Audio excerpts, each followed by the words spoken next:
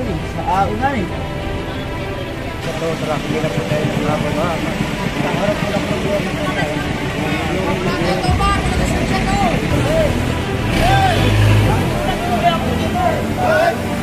Nasisya mo lang muna.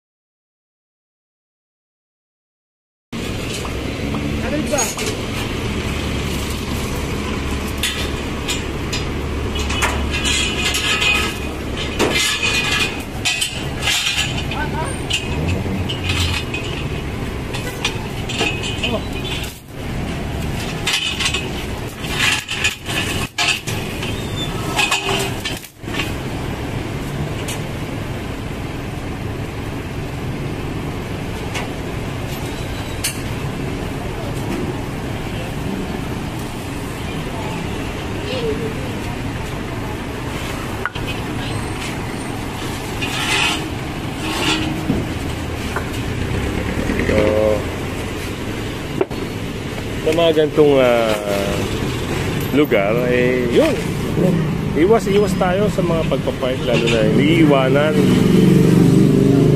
Kaya wag kayong mag-iiwan ng sasakyan, lalo na wala kayong driver at hindi naka-hazard. Ito ay hindi naka-hazard at wala ding driver. So andito ngayon yung operation kaya malamang sa Tumana Marikina ito dapat. So, meron din doon napansin, no? Meron din doon napansin na isang sasakyan.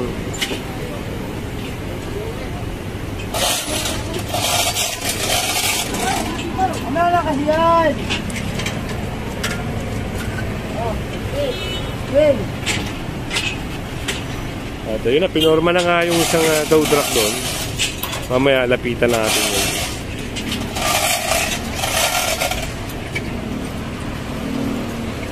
Tingnan natin, no?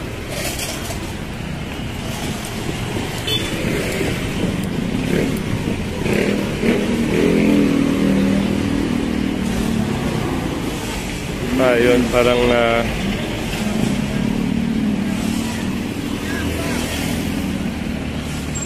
yun. Yung isang itim na sasakyan na yun.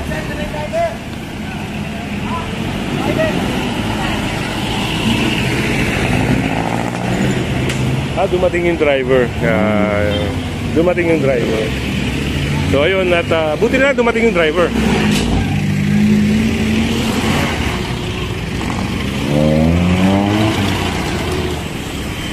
Naku, parang titikitan. Oo, dumating yung driver pero titikitan. So balikan natin yung ito Evangelista. Kaya mag-iingat kayo sa mga lugar na ito kung sakasakali kayo ay mapupunta dito at meron kayong bibilihin lang. Mas maganda, huwag niyong iwanan sa sasakyan nyo. Kung iwanan nyo man, kailangan meron kayong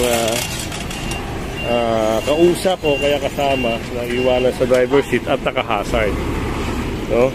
Pero kung matagal talaga, ayun lang ang magiging problema pag matagal.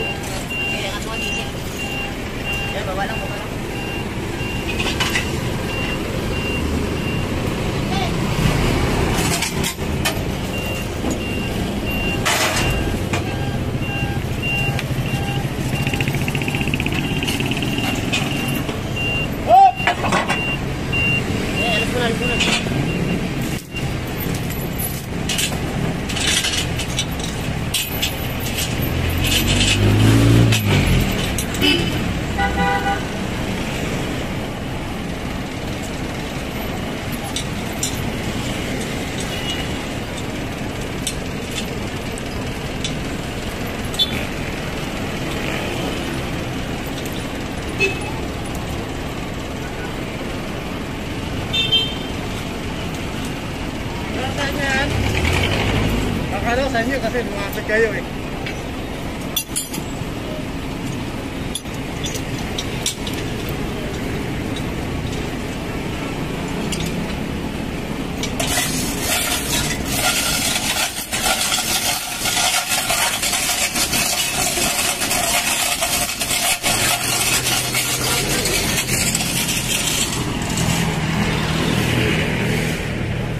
Ayun na yung isang sasakyan na towing sa may unahan.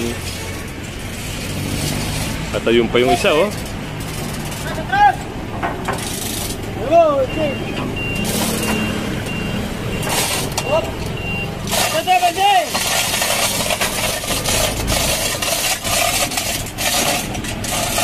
Dahil inaano na. Pinit-chain block para umangat siya. Hey! Saan ba?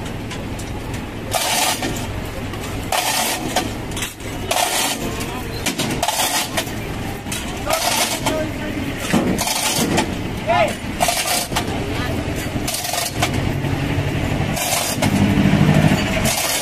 Hop! Ayan!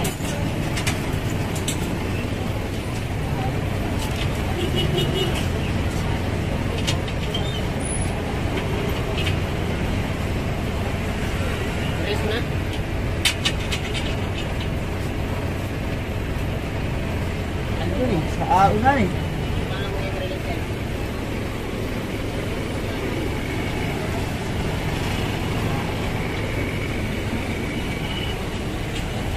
At ito,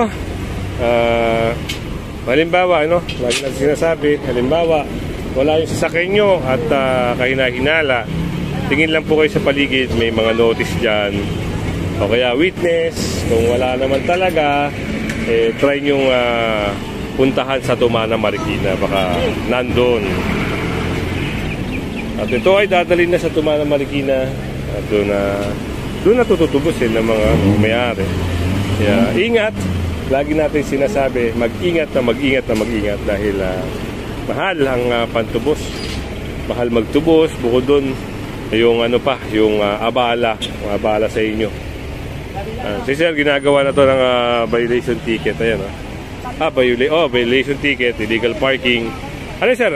Unattended? Unattended saka obstruction. Dalawa, kita nyo. Tuloy nyo kung magkano yun, sasabihin ko na kung magkano yun ha. Unattended, 2,000. Yung obstruction Sir, 1,000. Kita nyo, 3,000. Plus, magbabayad pa kayo sa towing. Sa towing naman, per kilometer ang rate daw nila ron. Kaya, kung isipin nyo yung ganung kalaking halaga na sana pang savings nyo na, kaya panghandaan nyo sa Pasko, dahil lang nag-illegal park kayo, ayun, magagastosan na talaga kayo. At dito naman, ayan, nakaporma yung tow truck. Tanungin natin kung ano yung problema rito. Kasi malamang sa malamang to.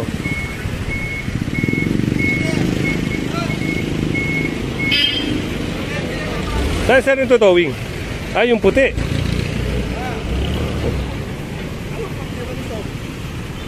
Ito, diba?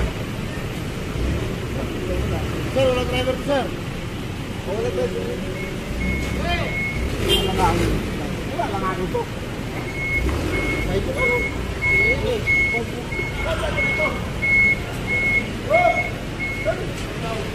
Saan driver dito? Hindi lang alit pa ito. Wala lang driver.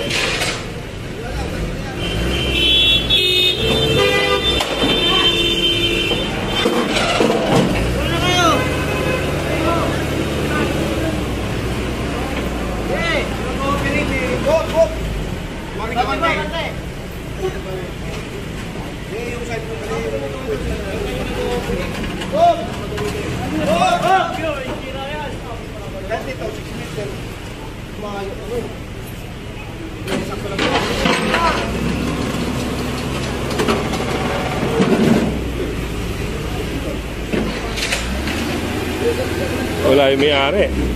Kung makikita nyo naman, tama yung enforcer. Ito, sidewalk. Na-block na siya.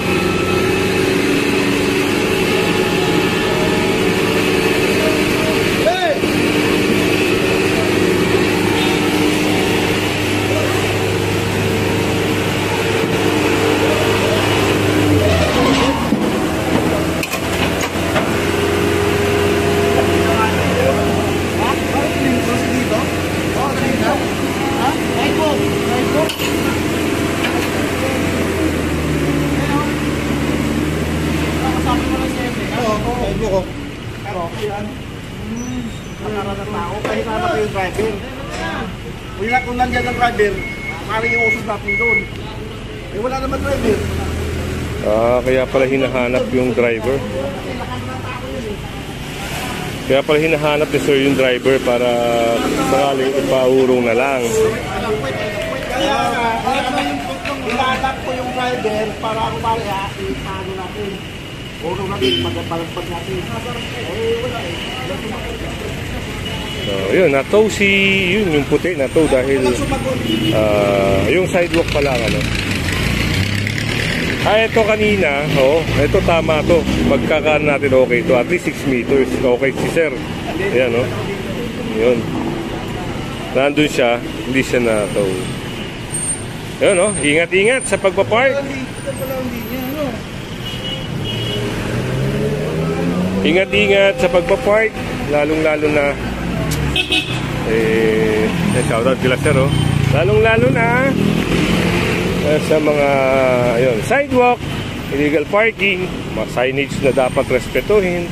Ayan, para makaiwas tayo sa sa mga violation, sa mga towing, sa mga ticket. Ayan,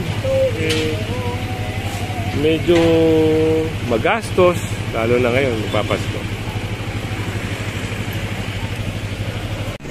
At dito naman, Dallas Street, Evangelista Corner, Dallas Street. Ito yung nadaanan na operation.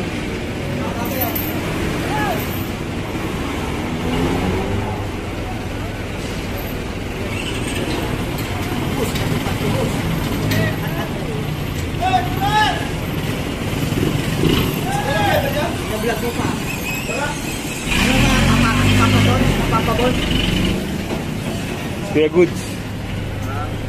Maynila, tsaka sa Pasig lang napapanood ko eh.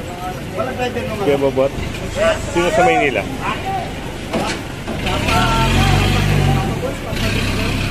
Yung pati mo tignan nakawa ng NBAC.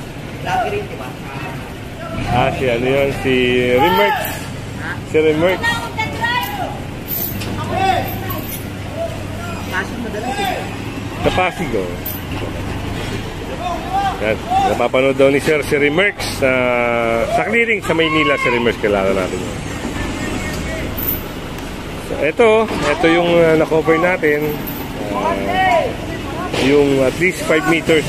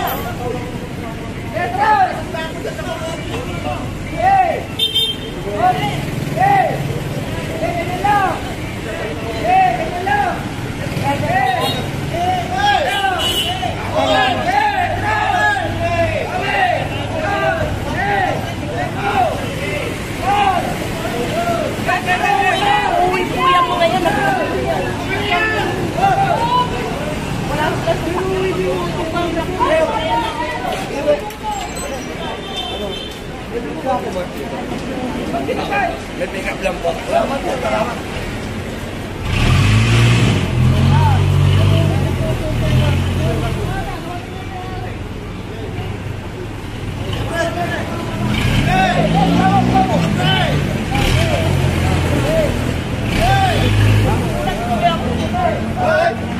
Lisensya mo lang muna. Wala lisensya. Sabay lang ko dyan.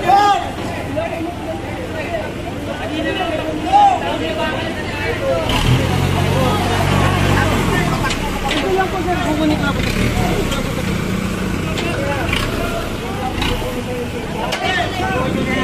Hoy! Kunin na yan!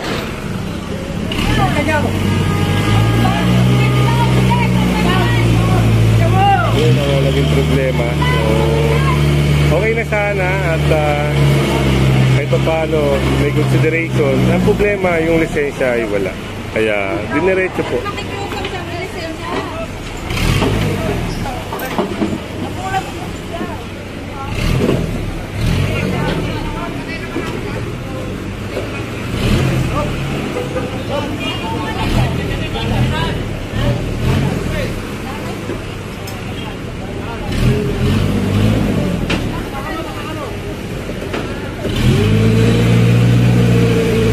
tandaan ha, sa mga corner, at least 5 to 6 meters.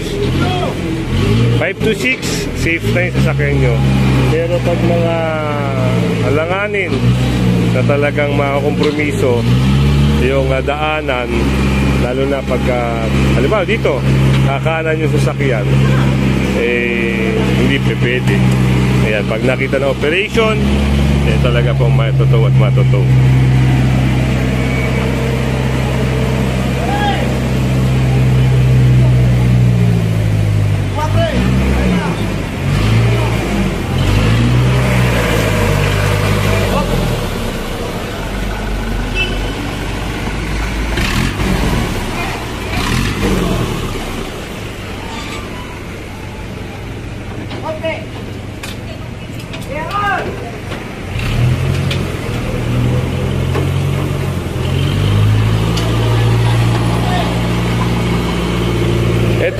Itong gantong posisyon, safe na to. Okay to. Kasi dito, alangahanin talaga kung makikita nyo. Yun ang naging problema nung may-ari dito. Tapos pedestrian pa ito, pedestrian pa. Pag kumanan yung sasakyan dito, alanganin, baka pwedeng sumabit pa dun at makadisgrasya pa yung nagmamaneho. Kaya si kuya tumatakbo, parang ayun. Kasi kung ano yung pag-uusap dito. Ano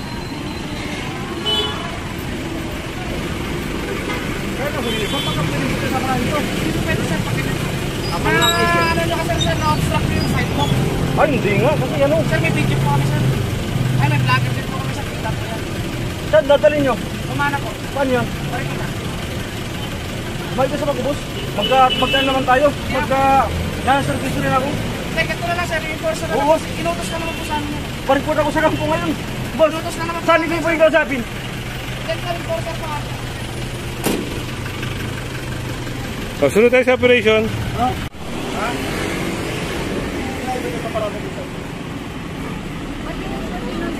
Ha? Kaya nga sino ang driver nagdala dito? Sila po sir, yung... Sinong sila? Sino? Sila po. O yung mga passenger dito. Kaya ang tinuturo kayo naman. Patutuo ko to. Pag walang passenger, patutuo ko yan. Wala pa kayo yung meron. Ha? Yung siguro ko parang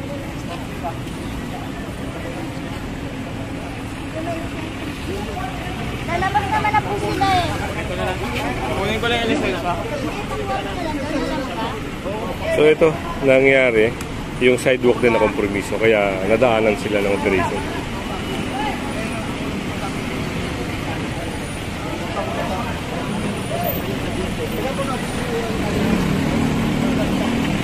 Yung tao, wala na madaanan sa kalsada na dumaan.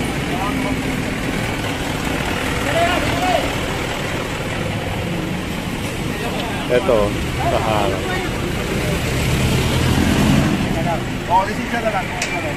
So yun, titikita na lang, titikita na lang. Kaya magbigyan lang.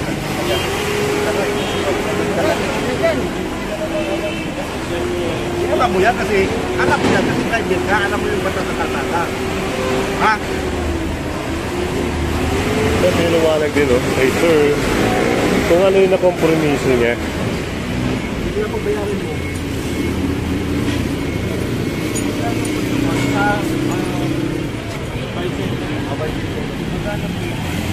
Diba parking?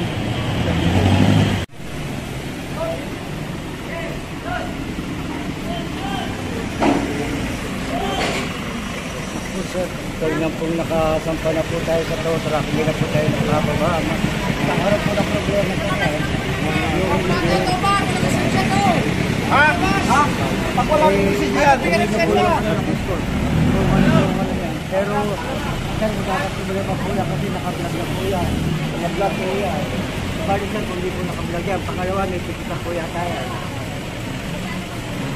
Ay, ano yung po?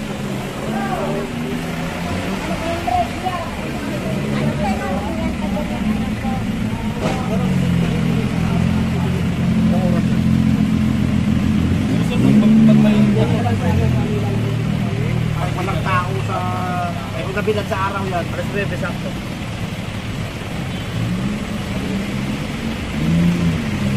Dalawa to, sir.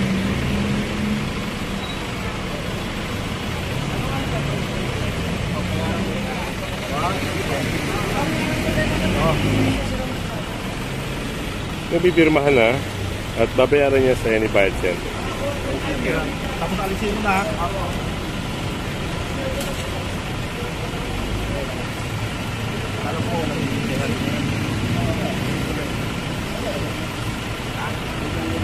So, doon naman sa kabila, ganun din. Titikitan ng illegal parking. So, yung sidewalk na kompromiso nila rito.